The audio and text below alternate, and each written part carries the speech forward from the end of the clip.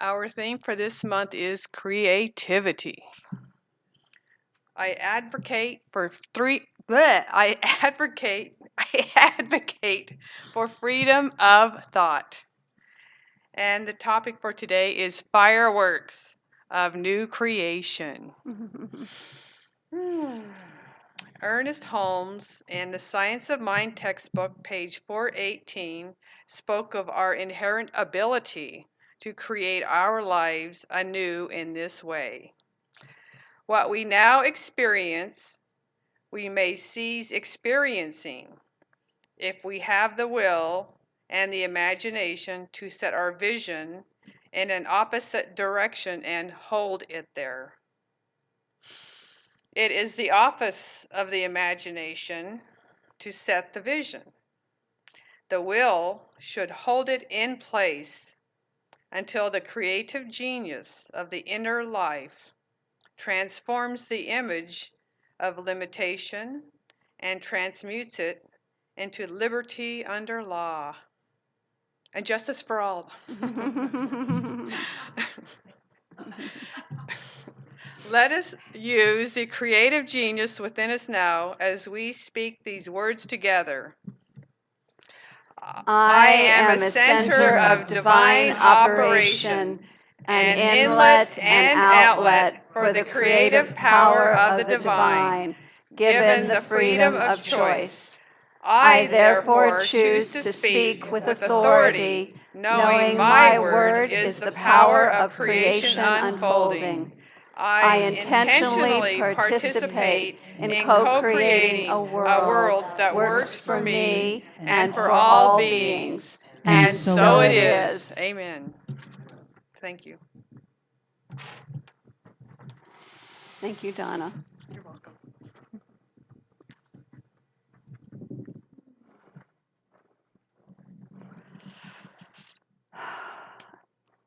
We shall do amazing things. I love that song, and it is so appropriate for this topic, which is about creativity, this theme for the entire month. And we're continuing on with the overall theme for 2019 of spirituality in action. So it's not just talking about spirituality and talking about these spiritual principles, it's living them. It's putting them into action through our thoughts, through our words, and through our actions. And today, fireworks of new creation. How appropriate, right, for the 4th of July weekend. And I do like to think of it that way. When we have a new thought, a new idea, to me, I imagine if I could see on that other plane, there would be this burst of light with the new idea, like fireworks. And it's in the invisible right now. However, I know that there's a universal law that will work on that burst of light, that new template of an idea, and begin to bring it into manifestation. And that beautiful quote by Ernest Holmes put it so beautifully, so beautifully. Let's look at that again just very quickly. He says that it is the office of the imagination to come up with the new idea. And of course, we're connected. We live, move, and have our being in the mind of God. We have access to infinite potentiality and possibility. And that's why our spiritual practice is so important, to meditate, to make that connection in the silence, and to open ourselves with questions like, what is God's highest idea for my life? And to be able to listen and catch those ideas in the mind of God about our lives. So then the imagination runs with it, with the idea that was caught. And it is the office of the will to keep our attention on the vision and not get distracted by what is appearing in this time and place that we're not liking. Not get distracted by that, but to continue over and over again to go back to the vision, back to the vision, back to the vision. And why does this work? because we are individualized expressions of the divine. The universal power of God, the creative power, is granted each and every one of us. But we must understand how the universal law works and understand this amazing gift of creative power that we're given and be mindful of how we use it. Be mindful of what comes out of our mouths and be mindful of what we're entertaining in our minds, because creation is happening moment by moment through us. Does everybody get that? I mean, I have to remind myself Yes, of it's a that good over and over reminder. and over again. Baby, you're a firework. That's right.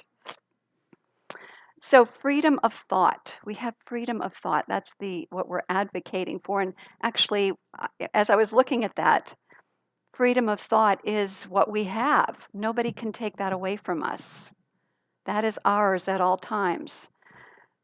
And creativity, of course, is what we're talking about in using our thought. 34 years ago, over 34 years ago, Anthony Ray Hinton. Anybody hear of Anthony Ray Hinton? Yes. He was wrongfully accused of committing a crime 34 years ago. And during that time, he had a perfect alibi. During that time, he was working as a janitor in a building that had a security guard that locked it behind him and then opened it when he came out. He was working during that time that the murder took place, and yet he was put into a lineup, identified by one of the witnesses, and convicted. Even though he had the alibi, and then later, even though when they went to his mother's house and confiscated a gun that she had and said, this is the gun and this is the one that killed him, even when there was evidence that that gun did not match with the bullet, he was still convicted. This was in Alabama. And so what happened is, I'm sure, I mean, I can imagine the shock. I mean, I've read his book, the shock that he must have gone through, thinking, well, I'm innocent. Why would I be convicted? And finds himself on death row. And over time, the amazing, and in solitary confinement in this very, very small space. And fortunately, he had a mother who had tremendous religious faith, and he had a very good best friend, Lester, who stood by him and came and visited him regularly and kept up the hope. But he began to become in more and more resentful, bitter, and in despair over time, as you can imagine, because it looked at it as if nothing was happening. And the lawyer that was working with him didn't seem to be doing what needed to be done to get it appealed and so on and so forth. So at one particular time, he suddenly woke up.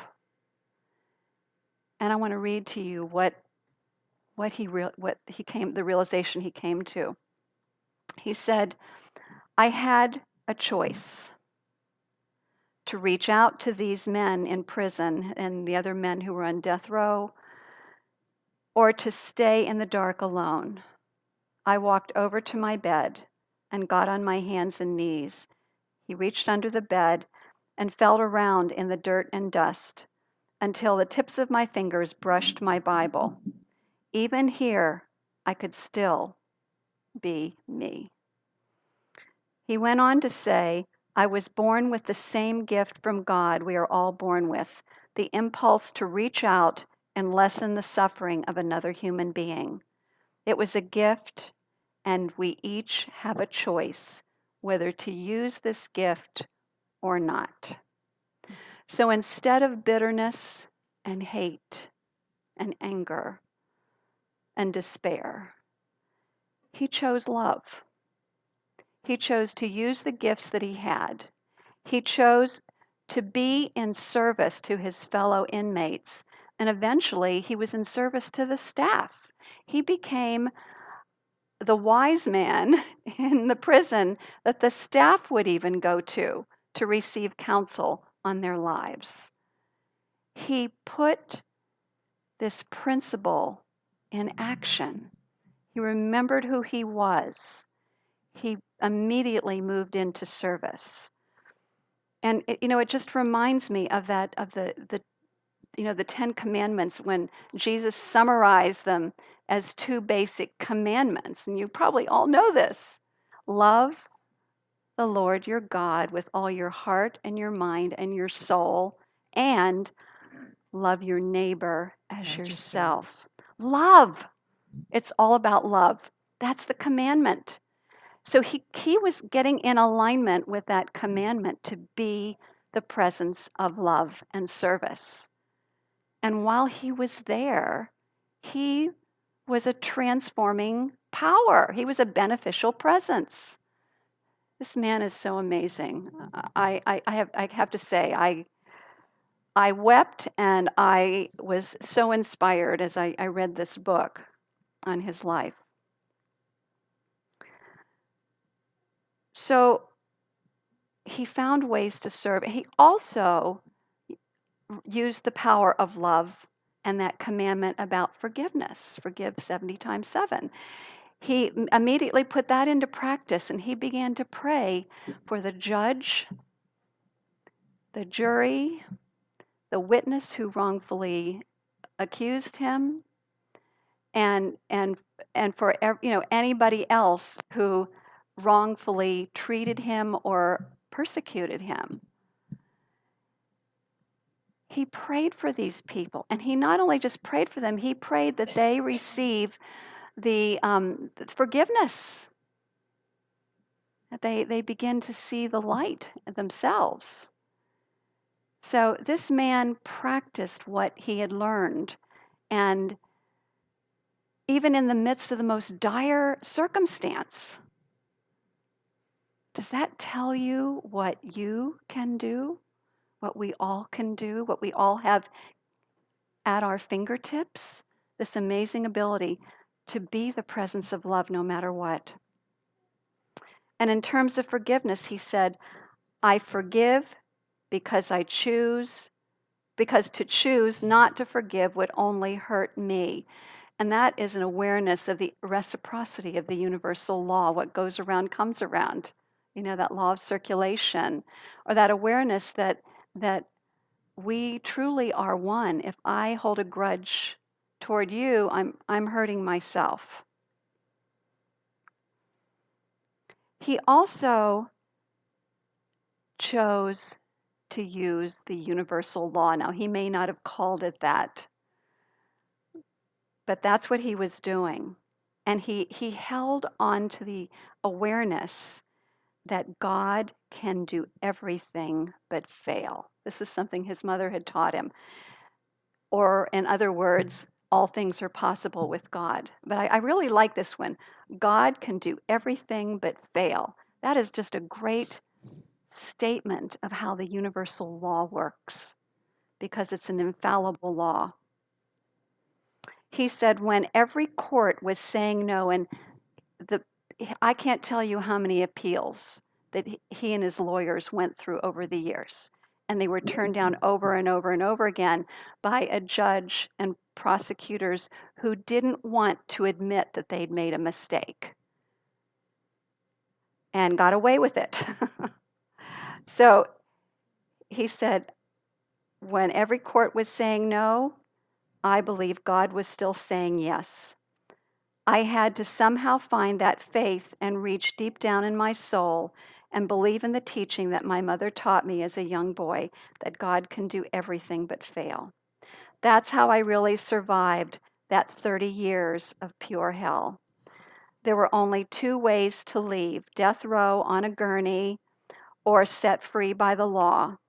I wasn't ready to leave on a gurney, so I started praying at night for my new attorney and for the truth to finally come out. I wanted people to know that I was innocent. Someday I was going to walk out like a free man, but until then, I was going to use my mind to travel the world. I had so many places to go and people to see and things to learn. What is the principle here that he's using? We know it's the law, but here's how it's said in the book of Mark. And it says, anything you pray and ask for, believe that you will receive it and it will be done for you. So we use the universal law. That's an important piece. But we must get ourselves to the state of believing. And so your mind goes, oh my gosh, if it's like this now, how am I going to get myself into a state of believing it when all the evidence proves that it's not real? And I know that's one that many of us struggle with. So prayer then is the art of using the creative law, the creative power that we are given, just inherent in our nature. And so the two pieces that Anthony Hinton used were this: controlled imagination. He used the willpower to keep returning to the vision over and over again. He mentally practiced in his own mind and got the feeling, and that's where you get the belief, is the feeling of joy and excitement of traveling to places all over the world. He would mentally rehearse it until it felt real. And he could, and it's a thought plus the feeling. The thought is the imagination, the feeling nature, the feeling of it's happening now. He did that daily, and that's the principle. You do it daily until it manifests. So the faith then is the believing, is believing that you will receive it. And so if we first understand the law that God cannot fail, the universal law cannot fail if we understand how to use it. And then we practice imagining whatever it is, and you can begin it even right now as you're sitting here, the thing that you would really love to take place in your life. What does it look like, feel like, sound like? What is that? What's the feeling tone of it? And the principle again goes, our part is assume the feeling of your fulfilled desire, continue feeling it until it is fulfilled, until it appears in our lives. Feel the feeling of the desire fulfilled until it appears. I'm going to say that again. Feel the feeling of the fulfilled desire until it appears. Got it? That's it. So here's the other principle to understand on how all of this works. And it's in this beautiful quote from the Bible. It says, "The Father and I are one. It is not I, but the Father within that does the work." What does that mean? The Father within. Well, there are two, and Dan, this is where the Science of Mind symbol will come in really handy.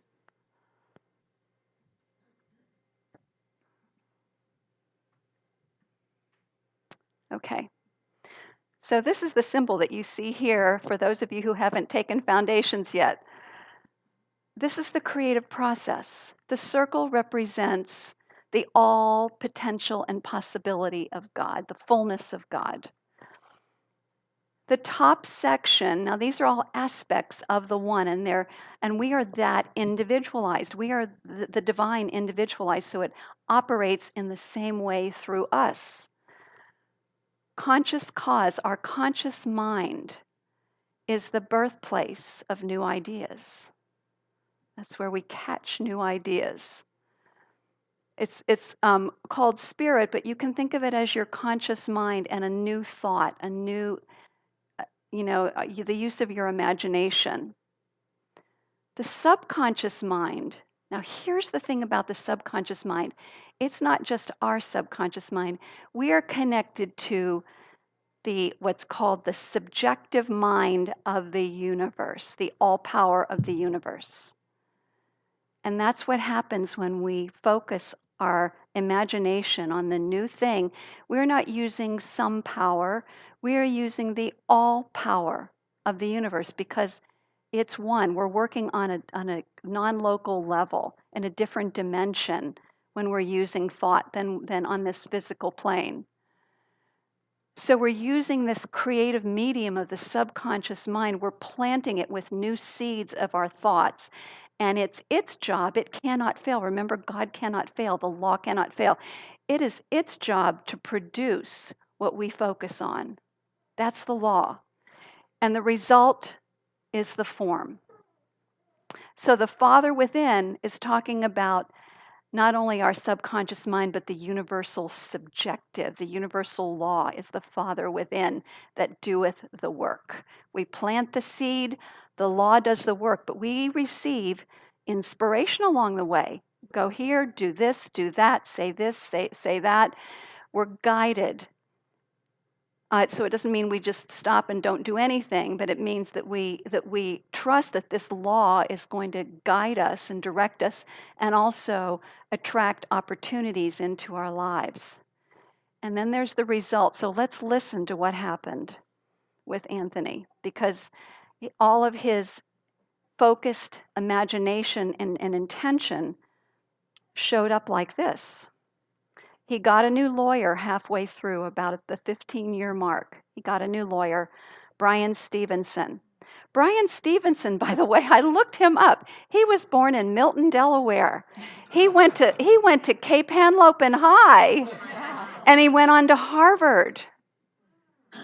He went on to Harvard, and then he started this Equal Justice Initiative.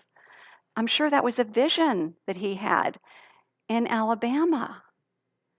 He is the one, this brilliant young man with fire in his heart, and there he is right there, started this whole Equal Justice Initiative in Alabama. I'm getting God bumps just thinking about it. And he was the one who became the lawyer, and his whole Equal Justice Initiative started working on the case. And in 2002, he was able to get 3 experts, the top experts in the country, that proved that that bullet at the crime scene had nothing to do with the Hinton gun. Had nothing to do with the Hinton gun. In fact, my understanding was the gun hadn't been used for 25 years or something like that. His mother had it tucked away somewhere. And yet, the Alabama court refused to acknowledge it. This is 2002, refused to acknowledge it. They didn't want to admit their error, is the bottom line. So after 12 more years of litigation, so Brian Stevenson hung in there, it finally went to the U.S. Supreme Court.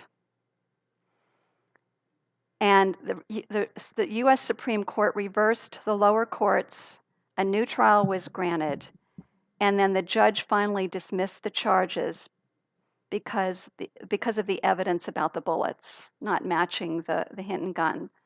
And he was released in April 2015 after spending 30 years on death row, having people paraded by him. I think 54 people paraded by him that were executed. And all that he went through, and yet he was a beneficial presence while he was there. And when he came out, 4 years, he's been an incredible beneficial presence. His book, The Sun, The Sun Does Shine, How I Found Life and Freedom on Death Row, was released in March of 2018. And in June 2018, Oprah chose his book for her book club. He also now serves as the Equal Justice Initiative's community educator, and he travels nationally and internationally speaking about his experience. And here's the thing that I know to be true is that he is an amazingly compelling speaker. He's speaking from the heart. He's speaking about his own experience. And he's a powerful advocate for changes in the criminal justice system. I am knowing that his life is being used for good. His experiences are being used to truly turn things around once and for all. So that's what can happen.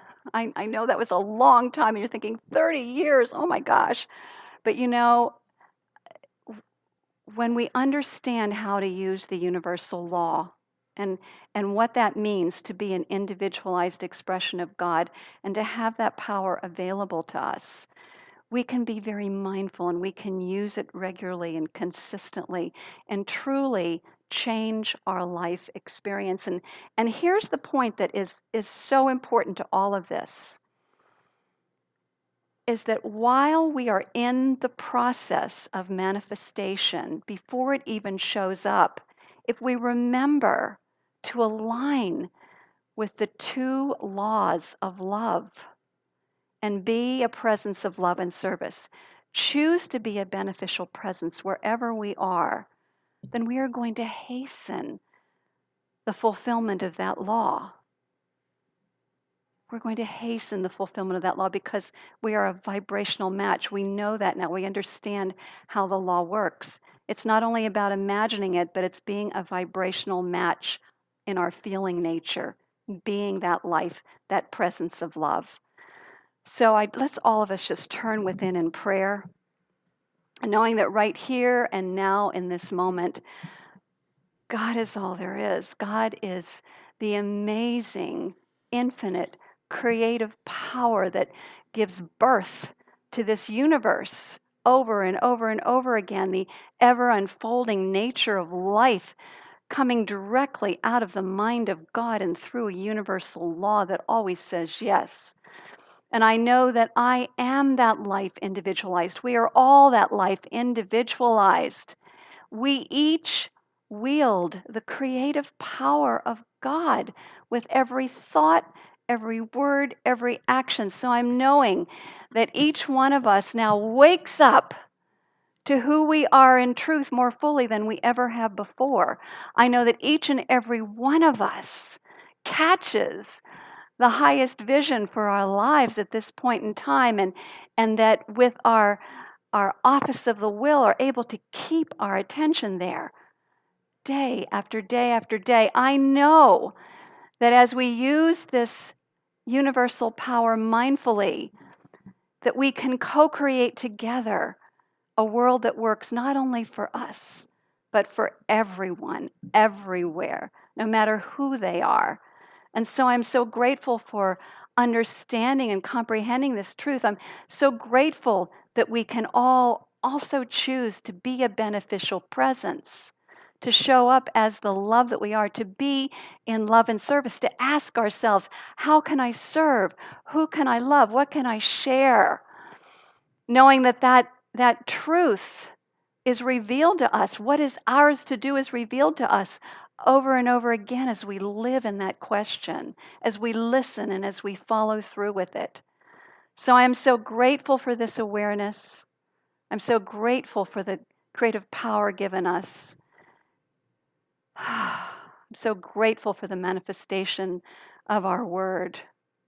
And I release this word into the omni-action of the creative medium, the universal law of mind, knowing that it only knows yes. And so I say yes. And I invite all of us to say yes. Yes.